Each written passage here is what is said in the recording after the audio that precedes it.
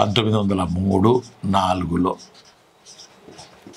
First గుంటూరులో జరిగిన యువజన సాహితీ సభ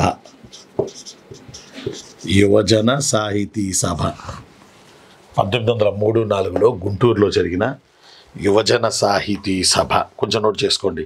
యువజన సాహితీ సభ తెలుగోళ్ళకి ఒక రాష్ట్రం కావాలని కోరింది. ఫస్ట్ ఇదే టైంలో కర్జన్ బెంగాల్ విభజన చేస్తున్న పీరియడ్లో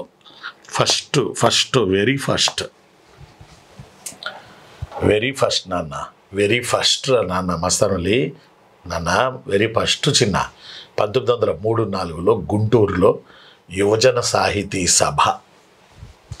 దీన్ని ఏమన్నారంటే ఇంగ్లీష్లో young men's literary association.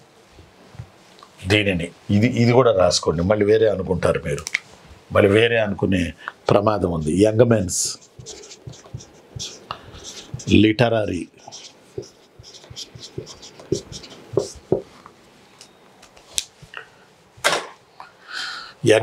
Literary association, యువజన సాహితీ సభ.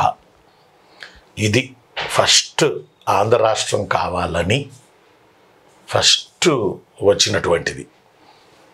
ఈ సభ జొన్నవిత్తుల గురునాథం, ఉన్నవ లక్ష్మీనారాయణ లాంటి వాళ్ళు ఈ సభకు మూలకారకులు. ఉన్నవ లక్ష్మీనారాయణ, జొన్నవిత్తుల గురునాథం, ఈ రెండు పేర్లు మర్చిపోకండి, మొన్న అడిగాడు. జొన్నవిత్తుల గురునాథం,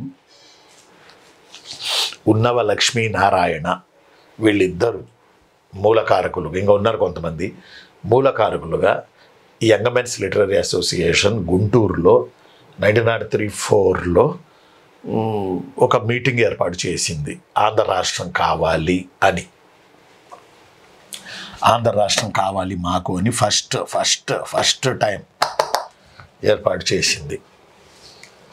జొన్నవిత్తుల గురునాథం, నోట్ చేసుకోండి కళ్యాణి, జొన్నవిత్తుల గురునాథం ప్లస్ ఉన్నవలు దేశాభిమాని అనే పత్రికలో ఆంధ్ర రాష్ట్ర మ్యాప్ గీశారు. ఆంధ్ర రాష్ట్రానికి చెందిన, అంటే మద్రాసు వదిలేసి ఆంధ్ర రాష్ట్రం ఎట్లా ఉంటుంది అనే చిత్రపటాన్ని గీశారు.